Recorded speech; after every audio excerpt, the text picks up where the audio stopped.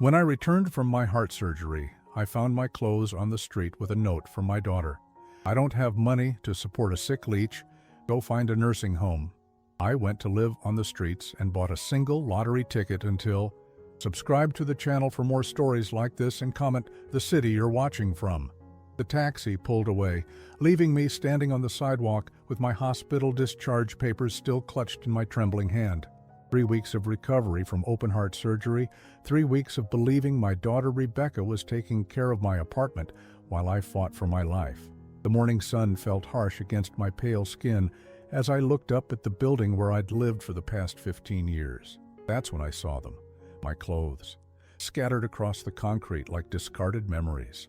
My favorite blue cardigan, the one my late wife Martha had given me for our 20th anniversary, lay crumpled near a fire hydrant. My work boots, still sturdy despite their age, sat beside a pile of old photographs that fluttered in the morning breeze. My heart, still tender from the surgeon's knife, began to race in a way that terrified me. I bent down slowly, my chest aching with each movement, and picked up a wrinkled piece of paper that had been tucked under my reading glasses. "Dad, I can't afford to take care of a sick leech anymore. Find yourself a nursing home or something. Don't contact me. Rebecca." The words hit me harder than the heart attack that had nearly killed me 2 months ago. I read the note again, hoping I'd misunderstood, hoping the medication was making me see things that weren't there. But the cruel handwriting was unmistakably hers, the same careful script she'd used to write thank you cards when she was 12. I looked around the empty street, expecting hidden cameras, expecting this to be some terrible joke. But there was only silence and the weight of 61 years crashing down on me like a collapsed building. A neighbor I barely knew walked by with her dog, glancing at me with the kind of pity reserved for broken things. I wanted to explain that this was a mistake, that my daughter loved me, that I'd raised her alone after Martha died when Rebecca was only 8. I wanted to tell her about the 2 jobs I'd worked, about the nights I'd stayed up helping with homework, about every birthday party I'd scraped together money for. Instead, I just stood there holding that note, feeling smaller than I'd ever felt in my life. The memories came flooding back as I gathered my scattered belongings. Rebecca at 5 climbing into my lap after a nightmare, whispering, "Daddy, don't let the monsters get me." Rebecca at graduation, tears in her eyes as she thanked me for everything. Rebecca bringing her first boyfriend home, squeezing my hand under the dinner table when he made a good impression. When had I become the monster she needed protection from?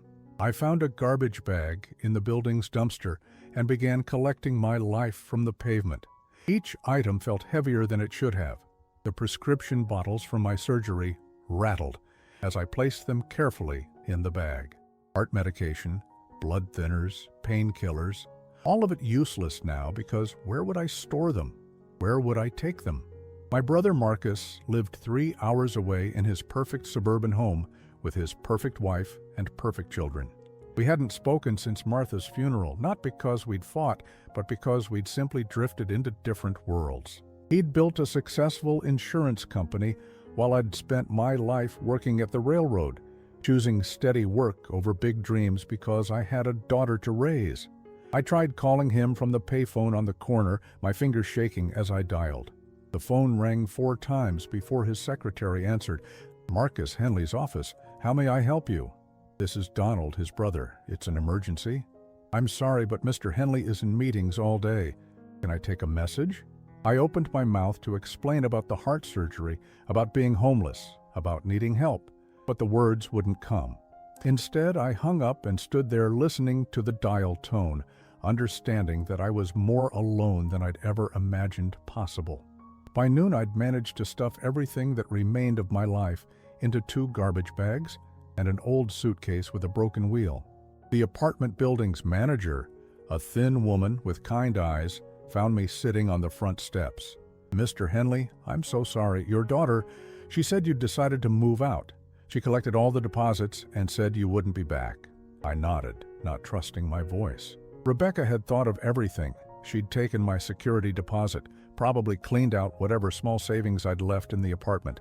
She'd erased me as efficiently as deleting a phone number. "Where will you go?" the manager asked gently. I looked down the street. watching people hurry past with purposes and destinations, all of them going somewhere they belonged. For the first time in my adult life, I had no answer to give. The first night was the worst. I found myself in Riverside Park, sitting on a bench that faced the duck pond where I used to bring Rebecca when she was small. She'd throw breadcrumbs to the ducks and ask me endless questions about why they could swim and we couldn't, why they flew south, whether they remembered her from visit to visit. Now those same ducks ignored me as I tried to make myself comfortable on the wooden slats. Every position sent sharp pains through my chest where the surgeon had cracked my ribs open. The heart medication made me dizzy, but I didn't dare skip a dose. The irony wasn't lost on me. I was keeping my heart healthy so I could live long enough to die slowly on the streets. Around midnight, a police officer approached. He was young, probably younger than Rebecca, with concerned eyes that reminded me of the social worker who'd tried to help after Martha died. "You can't sleep here, sir. It's against city ordinance." I showed him my hospital bracelet, explained about the surgery, about having nowhere else to go. He listened with the patience of someone who'd heard similar stories before. "There's a shelter on 5th Street, he said, writing the address on a piece of paper. "They have a waiting list, but if you get there early, sometimes they have day of openings." The shelter was a converted warehouse that smelled of disinfectant and unwashed humanity. Men of all ages sat on plastic chairs, some talking to invisible companions, others staring at nothing with the hollow expressions of people who'd given up hope. I filled out paperwork with hands that shook from more than just the cold. "Heart surgery?"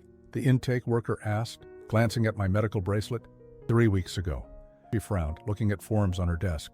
"We're full tonight, but you need medical supervision. Let me make some calls." Aloha.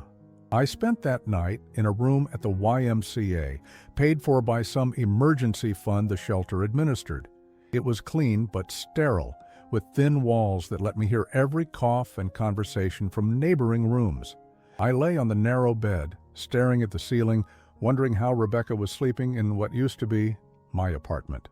The next morning brought my first follow-up appointment with Dr. Martinez, my cardiologist. I took 3 buses to get there, arriving sweaty and exhausted. The receptionist looked at me with barely concealed alarm. I must have looked exactly like what I was. A homeless man who hadn't showered in 2 days. "Mr. Henley, you look tired," Dr. Martinez said when he finally saw me. "How's your recovery going?" I almost laughed at the question. How do you tell your doctor that recovery is impossible when you're living on park benches? How do you explain that stress is unavoidable when your own daughter has thrown you away like garbage? "I'm managing," I lied. He checked my blood pressure and frowned. "This is elevated. Are you taking your medications on schedule? Getting proper rest?" I nodded. Another lie. The truth was I'd missed 2 doses already because I'd been too tired to dig through my bag in the dark to find the bottles. "Your next appointment is in 2 weeks. If these numbers don't improve, we might need to adjust your treatment." He handed me a business card. "There's a social worker here who specializes in post-surgical support. Would you like to speak with her?" I took the card but knew I wouldn't use it. What would I tell her? That my daughter, the person I'd sacrificed everything for, had decided I wasn't worth the trouble of keeping alive. Walking back to the bus stop, I passed a coffee shop where I used to take Rebecca for hot chocolate after her piano lessons. Through the window, I could see a father helping his young daughter with homework, both of them laughing at something on the page. The scene was so familiar, it felt like looking at my own ghost. My phone, an old flip model that Rebecca had always mocked, buzzed in my pocket. For a moment, my heart leaped. Maybe she'd changed her mind. Maybe she'd realized what she'd done. The number was unfamiliar, but I answered anyway. "Is this Donald Henley?" The voice was crisp, professional. "Yes." "This is Jennifer Walsh from Clearwater Property Management. Your daughter listed you as a reference for a rental application. Can you confirm your relationship and her employment status?" The words hit me like a physical blow. She was using me as a reference while simultaneously throwing me out on the streets. The calculation of it, the casual cruelty, made me sink onto a nearby bus stop bench. "Sir, are you there?" "I'm here." My voice sounded distant even to me. "So you can confirm that Rebecca Henley is your daughter and that she's employed?" I could have said no. I could have told this woman exactly what Rebecca had done to me, could have sabotaged whatever apartment she was trying to rent. Instead, I heard myself saying, "Yes, she's my daughter. She's employed." After I hung up, I sat at that bus stop for almost an hour, watching people come and go, all of them heading somewhere they belonged. A woman with groceries, a teenager with a backpack full of textbooks, a businessman checking his watch impatiently. All of them had lives. All of them had people who cared whether they made it home safely.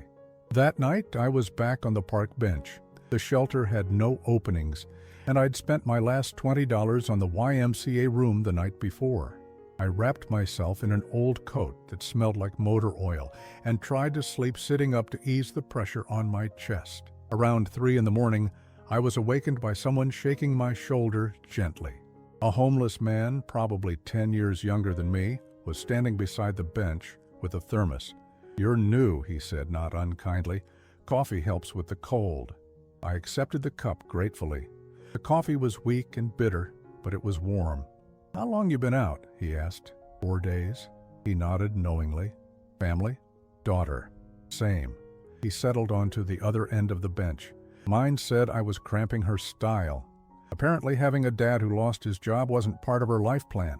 We sat in comfortable silence, two discarded fathers sharing coffee, and the kind of understanding that comes from mutual abandonment. When morning came, he was gone, leaving only the empty thermos and the knowledge that I wasn't entirely alone in this particular kind of heartbreak. 2 weeks into my new life, I found myself standing outside Miller's Corner store, the same place where I'd bought Rebecca candy when she was 7 years old.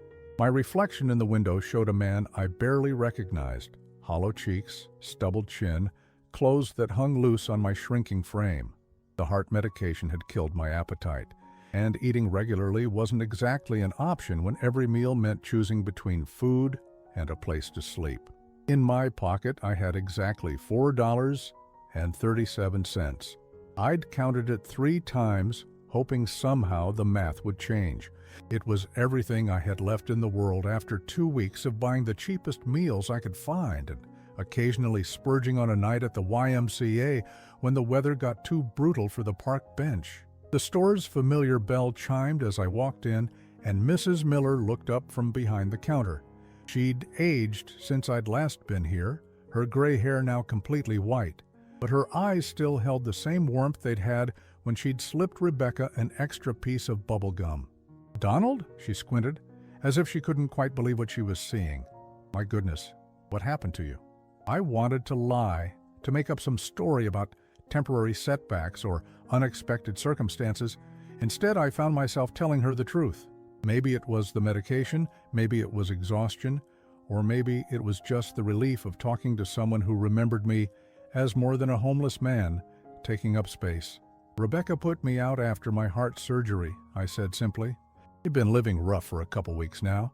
Mrs. Miller's face went through a series of expressions: surprise, disbelief, then a kind of maternal anger I remembered from when neighborhood kids had picked on Rebecca years ago. "That sweet little girl who used to come in here asking for the prettiest candy for the best daddy?" She shook her head. There must be some mistake. I pulled out the note Rebecca had left with my clothes. The paper was wrinkled now from being folded and unfolded, but the words were still clearly visible. Mrs. Miller read it twice, her lips pressed thin. "People change," I said, taking the note back. "Sometimes they show you who they really are when you're no longer useful to them." Mrs. Miller reached under the counter and pulled out a paper bag. "Take some food on the house." "I can't do that. You helped me move inventory when my back was bad, remember? You never let me pay you then." She started filling the bag with bread, canned soup, crackers. "Consider it a very late payment." I accepted the bag gratefully, but as she worked, my eyes drifted to the lottery ticket display behind the counter. Every Tuesday and Friday for 23 years, I'd bought 2 tickets, one for the regular drawing, one for the Powerball. It had been our tradition, mine and Martha's, and I'd kept it up even after she died. Rebecca used to tease me about it, calling it Dad's retirement plan. The last time I'd bought tickets was the day before my heart attack, 2 months ago. Standing here now, looking at those colorful rectangles of hope, I felt a strange pull, not because I believed in miracles, but because some rituals die hard even when everything else in your life has crumbled. "Mrs. Miller," I said, reaching into my pocket, "could I get a Powerball ticket?" She paused in her packing. "Donald, are you sure?"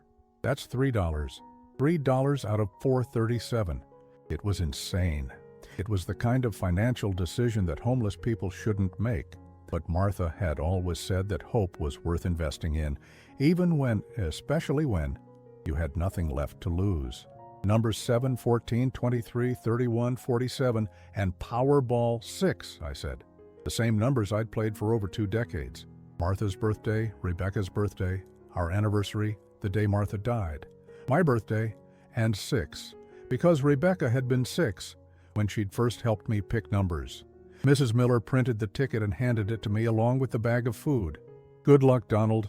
I walked out with $1.37 to my name and a slip of paper that would probably end up in the trash. But for the first time in weeks, I felt something other than despair, not hope exactly, more like defiance. That night, I found myself back at the duck pond, sharing my bench with the same man who'd given me coffee on my first night out. His name was Frank, I'd learned, and he'd been on the streets for 3 years since his son had kicked him out for being a burden. "You look different tonight," Frank observed as I shared some of Mrs. Miller's crackers with him. "How so?" "Less broken, I guess. What changed?" I pulled out the lottery ticket and showed it to him. "Bought this today with almost the last money I had." Frank laughed, but not unkindly. "Man, you really are new to this. Hope's a luxury we can't afford out here." "Maybe," I said, folding the ticket carefully and putting it back in my wallet. "But despair's expensive, too. Been paying that price for weeks now." We sat in comfortable silence, watching the ducks sleep with their heads tucked under their wings. The park was peaceful at night, almost beautiful, if you could forget you weren't supposed to be living in it. "You ever think about what you'd do?" I asked Frank. "If you won?" "Used to," he said. "First year out here, I'd lie awake planning how I'd buy a house, get my son back, show everyone who'd written me off. Now?" He shrugged. "Now I think I'd just disappear. Go somewhere warm where nobody knows my story." I understood that impulse.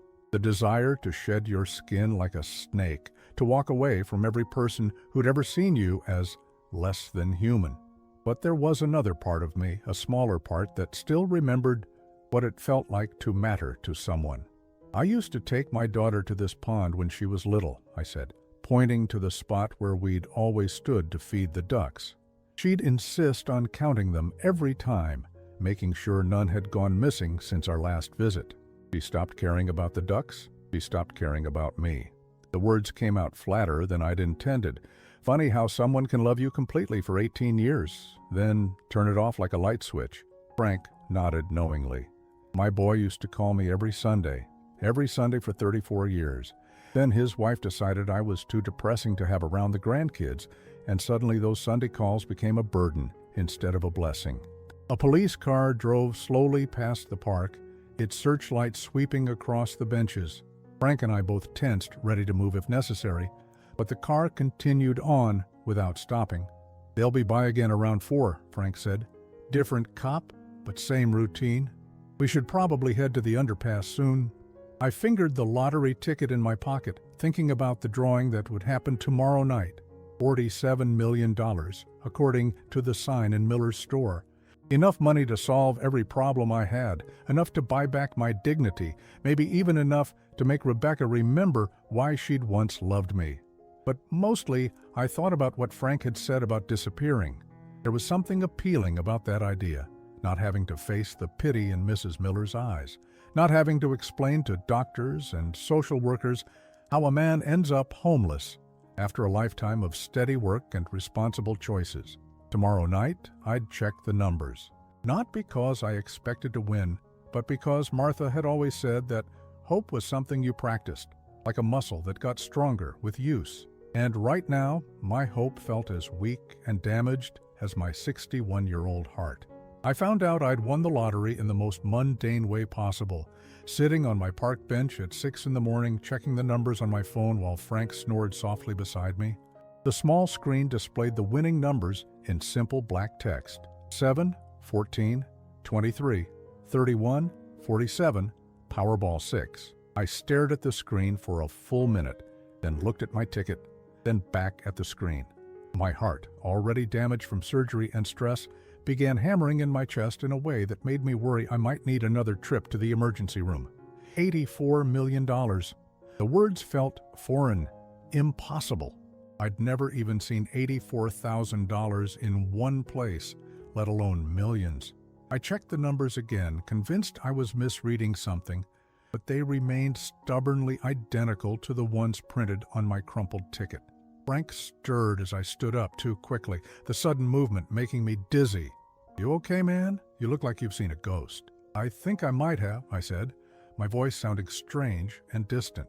I walked to Miller's corner store in a daze, needing confirmation from someone else, needing to be sure I wasn't having some kind of breakdown. Mrs. Miller was just opening up, unlocking the front door as I approached. "Donald, you're up early today." I handed her my ticket with trembling fingers. "Could you check this for me? I think there might be a mistake." She scanned it with the lottery machine, and I watched her face change as the numbers appeared on her screen.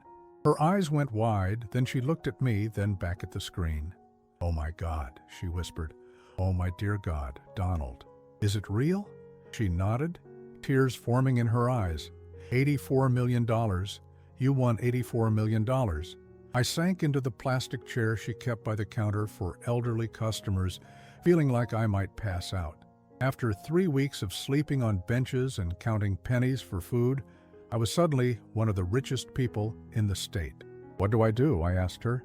"I don't even have a bank account anymore. Rebecca cleaned out my savings when she took over my apartment." Mrs. Miller pulled out her phone. "My brother-in-law is a lawyer. Let me call him. Don't talk to anyone else about this until you have legal representation." That's when my old flip phone, which I'd kept on silent for weeks to save battery, began buzzing. I looked at the screen and felt my blood turn cold. Rebecca. Then it buzzed again. Marcus. Then a number I didn't recognize. Then another.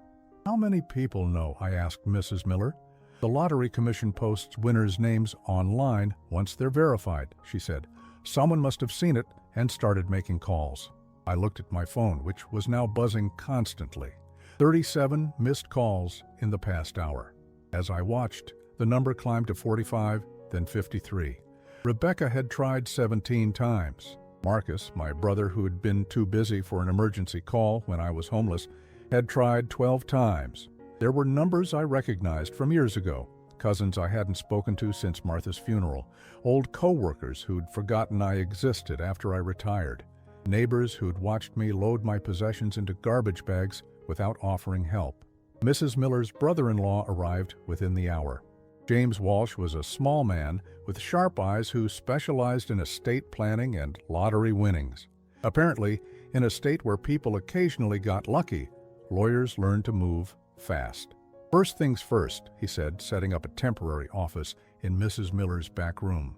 "We need to establish your legal identity and set up secure banking. Then, we need to think about protection." "Protection from what?" "From everyone who's going to want a piece of your winnings. Family, friends, strangers, charities, investment advisors, long-lost relatives, they'll all come crawling out of the woodwork." As if to prove his point, my phone buzzed again. This time, it was a number I did recognize, the apartment building where I used to live. Probably Rebecca calling from the landline. "Should I answer it?" I asked. James shook his head firmly. "Not until we've got your affairs in order. Let them wonder." Yowls. Over the next 6 hours, James worked methodically to transform me from homeless Donald to millionaire Donald. New bank accounts, investment structures, legal documents that would protect my winnings from taxes and predators. It was exhausting and surreal, like watching someone else's life being assembled around my body. By afternoon, my phone showed 73 missed calls. Rebecca called 22 times, I told James, scrolling through the log. Marcus called 18 times. "There are people here I haven't talked to in 10 years. "That's normal," he said grimly. "Money makes people remember they love you." The irony wasn't lost on me. 3 weeks ago, I was sleeping in a park, and not one of these people cared whether I lived or died. Now that I could write checks, suddenly I was the most popular man in the state. Mrs. Miller brought me a sandwich around 2 o'clock, sitting down across from me with the maternal concern she'd shown when Rebecca was small. "How are you handling all this?" she asked. I thought about it honestly. I keep waiting to feel happy or excited, but mostly I just feel tired. "That's the shock," she said. "But Donald, this changes everything. You don't have to sleep in the park anymore. You don't have to worry about your next meal or your medication." She was right, but there was something else she wasn't saying, something I was trying not to think about. This money didn't change what Rebecca had done to me. It didn't erase the weeks of sleeping on benches or the cruelty of that note she'd left with my clothes. It just meant that now she wanted something from me again. James finished the paperwork around 5 o'clock and handed me a bank card. "There's $50,000 available immediately," he said. "The rest will be processed over the next few days. Where are you staying tonight?" I almost said the park bench, then realized that part of my life was over. I could afford a hotel room. I could afford the finest hotel in the city. "I don't know," I admitted. "Might I suggest somewhere quiet, away from your old neighborhood? Give yourself time to think before you decide how to handle all those phone calls." I nodded, looking at the bank card in my hand. It was just a piece of plastic, but it represented more security than I'd ever had in my life. The old Donald would have immediately started planning how to help Rebecca, how to make things right with Marcus, how to be generous with everyone who'd suddenly remembered my existence. But the old Donald had never been thrown away like garbage by his own daughter. My phone buzzed again. This time, surprisingly, it was a text message instead of a call. "Daddy, please call me. I made a terrible mistake. I love you so much. Please come home." "Rebecca." I showed the message to James, who read it with the expression of someone who'd seen this particular performance many times before. "What do you want to do?" he asked. I looked at the message again, studying each word. 3 weeks ago, those words would have healed everything. They would have been exactly what I needed to hear to forgive and forget, and pretend none of this had happened. Now they just felt like another calculation, another manipulation from someone who saw me as a means to an end. "I want to disappear," I said, echoing what Frank had told me about his own dreams, at least for a while. James nodded approvingly. "Smart choice. Let them wait. Let them wonder. You've got time now to decide who deserves to be part of your new life." As I walked out of Miller's store that evening, my phone showed 86 missed calls. Rebecca had left 12 voicemails, each one more frantic than the last. Marcus had sent a long text about family obligations and working together. For the first time in 3 weeks, I turned my phone completely off. I had 84 million reasons to make them wait. I spent my first night as a millionaire in a modest hotel room 30 miles from the city, staring at the ceiling and listening to the silence. No Frank snoring beside me, no police cars making their rounds, no fear of being moved along. Just quiet and the strange weight of knowing I never had to sleep rough again. But I couldn't escape the buzzing in my head, the knowledge that my phone, sitting silent on the nightstand, was probably full of messages from people who'd suddenly remembered I existed. On the third day, I finally turned it back on. 147 missed calls, 63 voicemails, 89 text messages. Rebecca alone had called 42 times. I scrolled through her messages, watching her desperation escalate with each one. The first few were apologetic, claiming she'd made a terrible mistake and begging me to come home. By message 15, she was promising to take care of me, to be the daughter I'd always wanted. By message 30, she was crying on my voicemail about how much she missed me and how she'd never meant to hurt me. Marcus's messages followed a different pattern. They started with casual concern, as if he was just checking in on his brother, then progressed to increasingly urgent demands that I call him back immediately for important family business. James had warned me this would happen. He'd seen it dozens of times with lottery winners, the sudden outpouring of love from people who'd been nowhere to be found during the hard times. But knowing it was predictable didn't make it feel less disgusting. I decided to test them. On Thursday morning, I called Rebecca back. "Daddy." Her voice was bright with relief and something else, something that sounded like practiced gratitude. "Oh God, I've been so worried." "Where have you been?" "Around," I said simply. "I need to see you. I need to apologize properly. That note I left, I was just scared, you know? Scared about the medical bills and taking care of you after your surgery. I panicked. The lie came so smoothly, so believably, that for a moment I almost bought it myself. This was the Rebecca who'd perfected the art of explaining away her mistakes, who'd convinced teachers and bosses and boyfriends that her failures were always someone else's fault. The medical bills were covered by insurance, I said. You knew that. A pause. Well, yes, but there were other expenses, and I thought, you thought I was going to be a burden. That's what you wrote, a sick leech. Oh, I was wrong. Her voice took on that little girl quality she'd used to get out of trouble when she was young. I was so wrong, Daddy. Please come home so I can make it up to you. Where's home, Rebecca? You threw my things on the street. You cleaned out my bank account. You changed the locks. Another pause, longer this time. I kept all your things safe. Everything's exactly where you left it.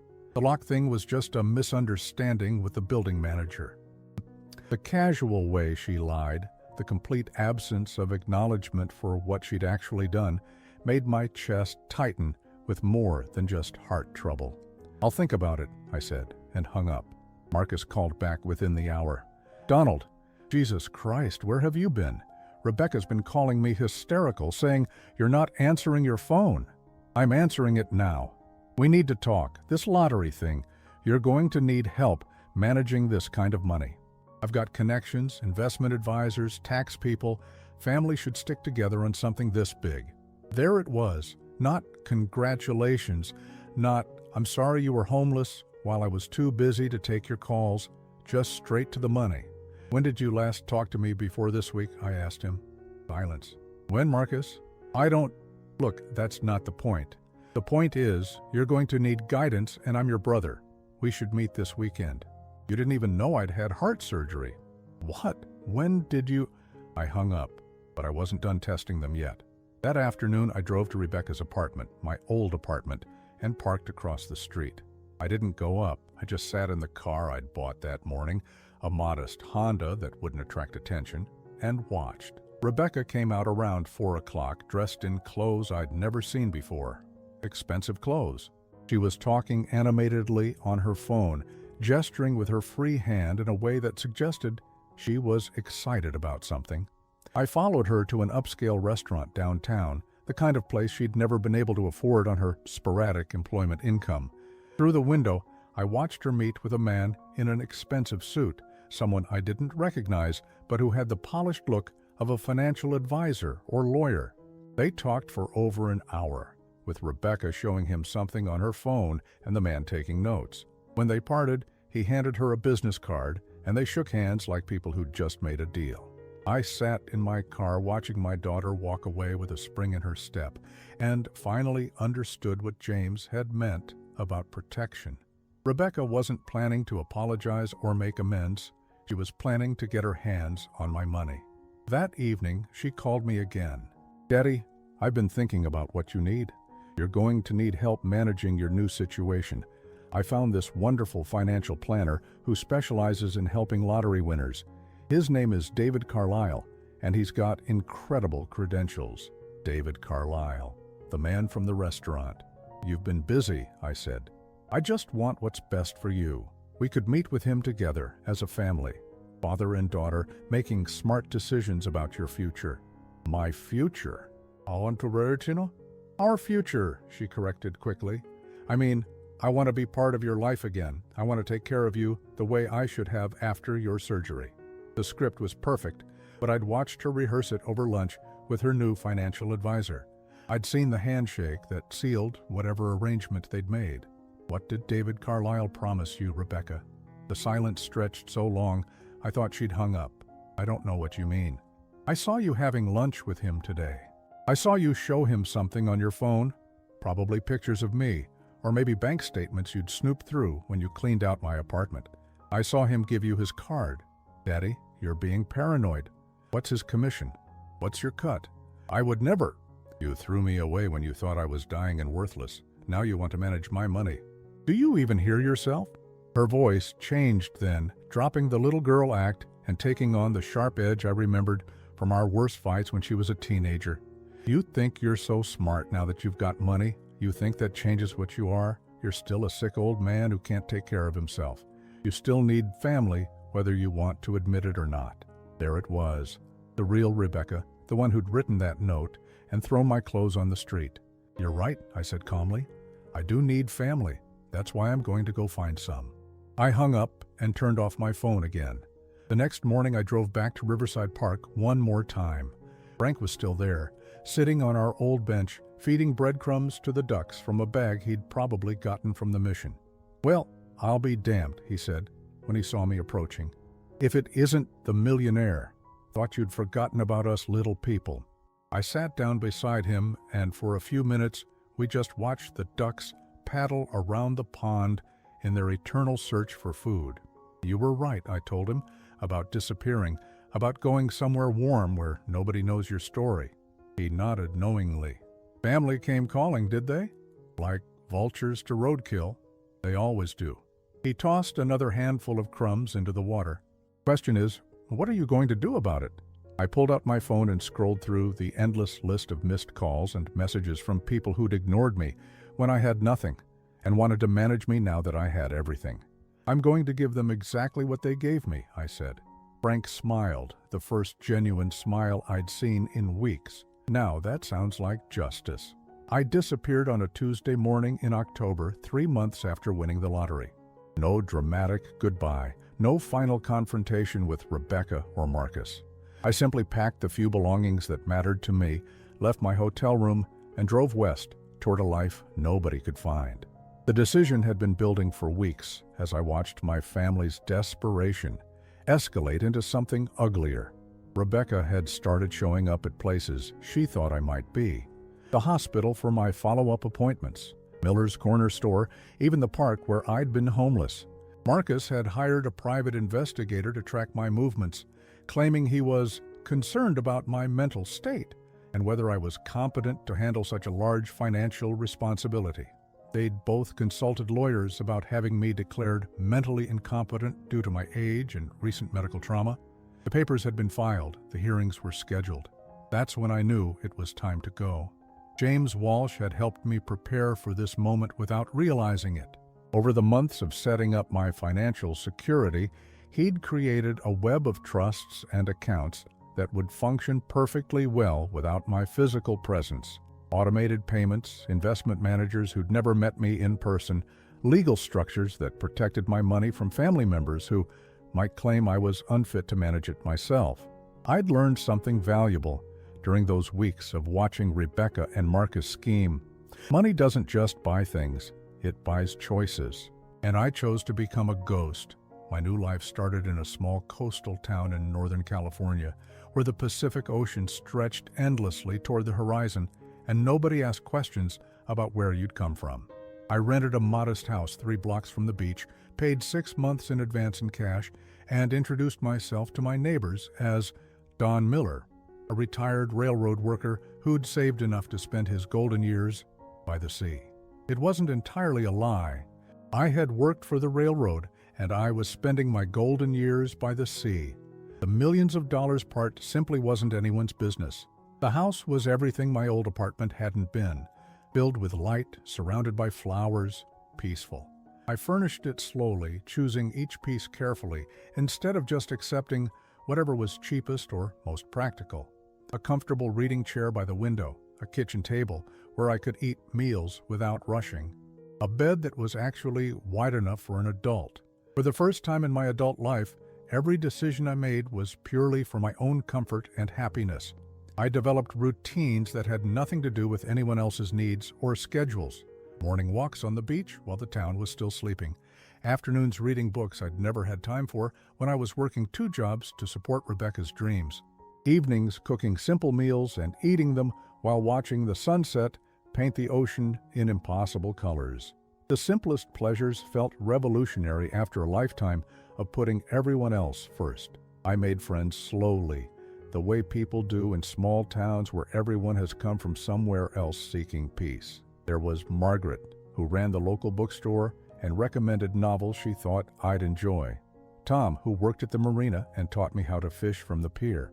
Sarah, who owned the coffee shop and always had a warm smile and a fresh pastry when I stopped by for my morning coffee. None of them knew about the money. To them, I was just Don, the quiet man who'd moved to town and seemed to be healing from some old wound that wasn't their business to pry into. The healing was real, but it didn't happen quickly. For months, I'd wake up with the phantom weight of responsibility pressing down on my chest. The feeling that someone needed something from me, that I was failing in my duties as a father and provider. I'd reach for my phone to check for missed calls from Rebecca before remembering that Rebecca no longer had my number. Nobody did. The guilt was the hardest part. 61 years of believing that family came first, that a good man sacrificed his own needs for the people he loved, didn't disappear just because those people had revealed their true nature. There were nights I lay awake wondering if I was being cruel, if maybe Rebecca really had changed, if Marcus truly was concerned about my well-being. Then I'd remember the cruelty of that note on the sidewalk, the calculation in Rebecca's eyes when she talked about financial planning, the complete absence of love in any of their voices when they weren't trying to manipulate me. And I'd sleep peacefully again. James called me occasionally on a secure line to update me on my investments and to let me know that my family was still looking for me. Rebecca had hired 3 different private investigators. Marcus had contacted the FBI, claiming I might have been kidnapped or killed for my lottery winnings. They'd both given tearful interviews to local news stations about their missing father and brother. They're painting themselves as heartbroken family members who just want to know you're safe, James told me during one of our conversations. Are they still trying to have me declared incompetent? Hard to do when they can't prove you exist anymore. Your medical records are sealed, your financial affairs are in order, and you're clearly capable of managing your own life. The courts aren't interested in their theories about lottery winner psychology. I'd been gone 8 months when I received the letter. It arrived at a P.O. box I maintained in a town 50 miles away, forwarded through a series of mail services that made it impossible to trace back to my actual location. The return address was Rebecca's apartment, my old apartment, and my name was written on the envelope in her careful script. Inside was a single sheet of paper with a message that might have broken my heart if I'd still had one to break. Daddy, I know you're alive somewhere. I know you can read this. I'm sorry for everything. I'm sorry for the note, for throwing you away, for only caring when you had money. I'm sorry for not being the daughter you deserved. I don't want your money anymore. I just want you to come home. The apartment is exactly like you left it. I kept all your things. I water the plants you used to take care of. Please come back. I promise I'll be better. I promise I'll take care of you the way I should have. Love, Rebecca. I read it twice, then walked down to the beach and let the ocean wind tear the paper from my hands. It was a beautiful letter. It might even have been sincere, but it was 8 months too late and a lifetime too little. I'd already found my home, and it wasn't with people who loved me conditionally. 2 years have passed since I disappeared, and I've never been happier. My heart, both the physical one and the metaphorical one, has healed in ways I never expected. I wake up each morning grateful for the sun on my face and the sound of waves outside my window. I go to bed each night, knowing that nobody needs anything from me except what I freely choose to give. I've made anonymous donations to the homeless shelter where I once waited for a bed. I've quietly paid medical bills for neighbors who couldn't afford them. I've funded scholarships for young people whose families believe in their dreams instead of seeing them as investments. But I've done all of it without fanfare, without recognition, without anyone trying to take credit for my generosity or manage my choices. Last month, Margaret from the bookstore mentioned that she was worried about her grandson, a young man who'd been thrown out by his parents for reasons that sounded depressingly familiar. Without thinking, I told her that if the boy needed a place to stay while he got back on his feet, I had a spare room and could use help with yard work. Danny moved in 2 weeks later. He's 23, quiet, carrying the same wounded bewilderment I recognized from my own reflection during those first homeless nights. He doesn't know about the lottery money, but he does know about rejection from family members who were supposed to love unconditionally. We don't talk much about our pasts. Instead, we work together in the garden I've planted behind the house, growing vegetables we'll share for dinner. He's teaching me about modern music, and I'm teaching him how to cook the simple meals Martha used to make. It's not the family I was born into, but it's the family I've chosen. Sometimes when I'm sitting on my porch watching the sunset, I think about Rebecca and Marcus still searching for me, still convinced that money is the answer to every problem. I wonder if they've learned anything from my disappearance, if they've taken the time to examine what they lost when they chose greed over love. But mostly, I don't think about them at all. I'm too busy living the life I never knew I wanted. Quiet, simple, mine. The life of a man who finally learned that the most radical thing you can do is choose your own peace over everyone else's expectations. The lottery gave me $84 million, but disappearing gave me something worth infinitely more. The freedom to be exactly who I am, loved by people who don't need anything from me except my presence. And for the first time in 63 years, that feels like enough.